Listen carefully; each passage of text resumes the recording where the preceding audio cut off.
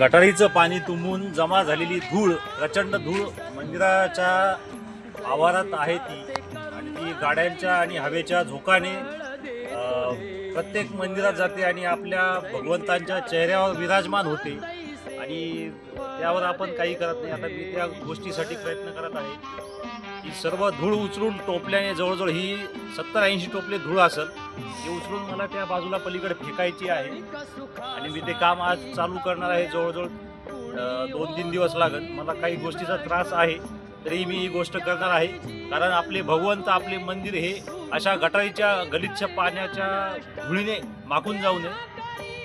आणि तुम्ही विचार करू शकता, गटारीचं संडासाचं जे पाणी असतं, मटण खाल्लेलं कोणी असतं, कोणी मच्छी खाल्लेली असते, आणि ते संडास त्याची धूळ आपल्या भगवंताच्या चेहऱ्यावर जाते. यापेक्षा अजून काय दुर्भाग्य आपले असं. जय श्रीराम.